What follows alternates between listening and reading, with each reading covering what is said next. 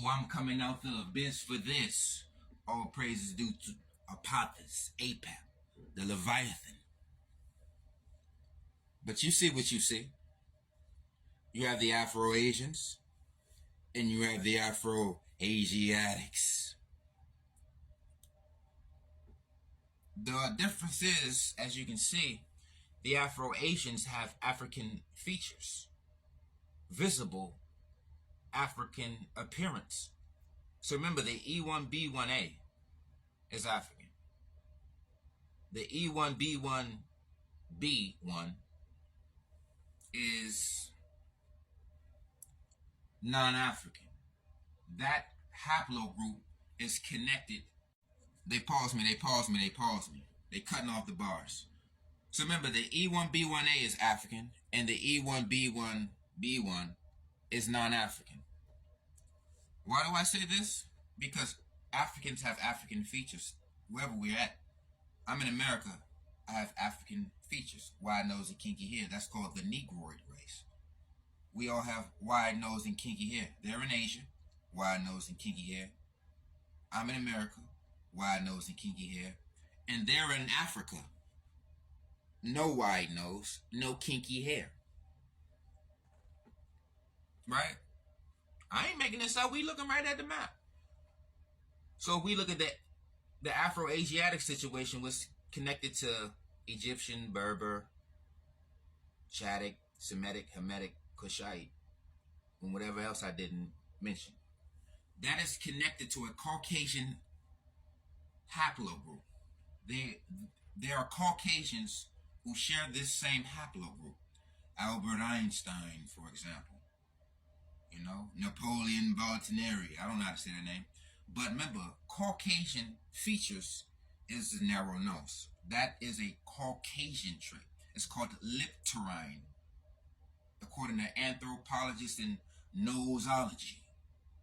So as you see, the Afro-Asiatic language is connected to a haplogroup. You understand? And this haplogroup does not produce African features, African phenotype.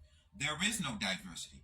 Because if you don't have an African nose, you will have an Asian nose. If you don't have an Asian nose, you will have a Caucasian nose. And the Mediterranean race, which is Afro-Asiatic, has Caucasoid, aka Caucasian features. Not only that, Caucasians share the haplogroup. So, this is for educational purposes. Right? Because this is Chaos University. Welcome to my abyss. You understand? So as you can see, you have the Afro-Asians and the Afro-Asiatics. The only difference is, and I'm the African American, the only difference is, we're not in Africa. But we have our African features. Wide nose, kinky hair, everywhere. See what I'm saying? So it's not a climate thing, it's a gene thing. They want to move the goalposts and forget the invasions and the colonizations and also think about this. The Afro-Asiatics always mention how they was not enslaved. Because they are not the black race.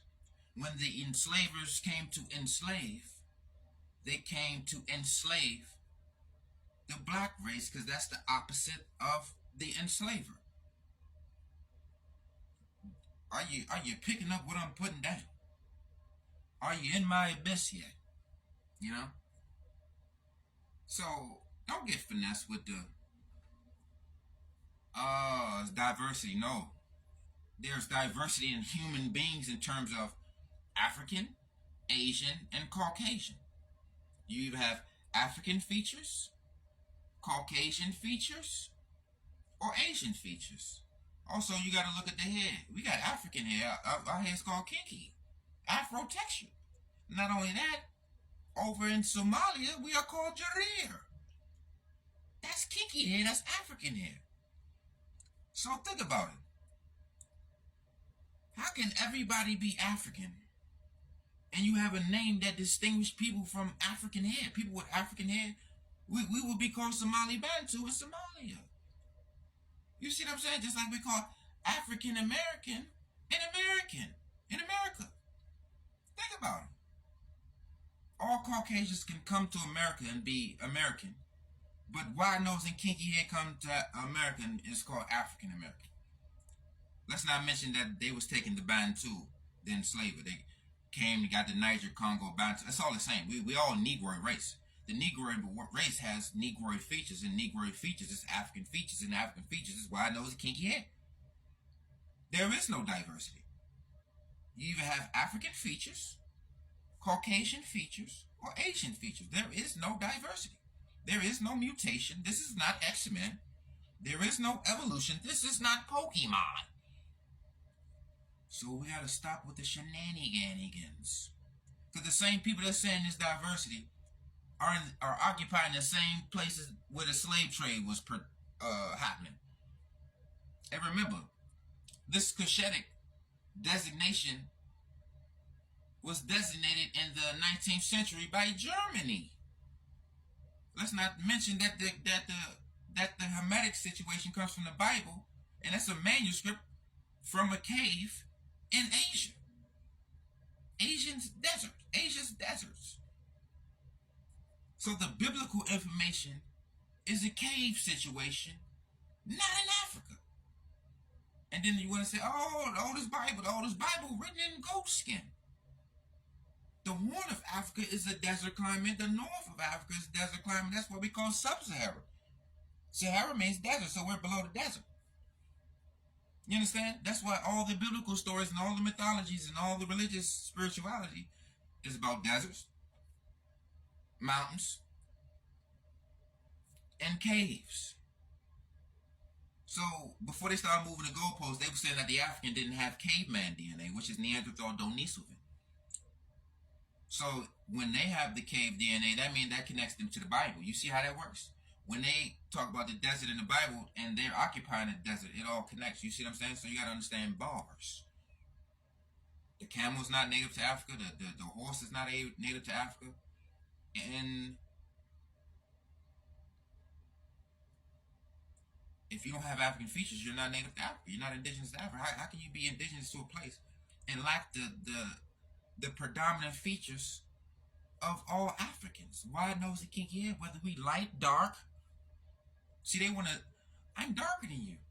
You still don't have African features. We can be, the Dravidians are dark. We have dark-skinned Indians. You have dark-skinned Latinos. You can be as dark as you want to be, but if you don't have African features, that's a clear sign of not having African ancestry. You can occupy African lands, just like I'm still African American in America. So I'm African American in America.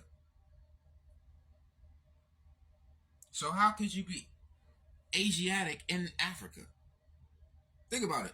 They Afro-Asian because they're in Asia with their Africanness.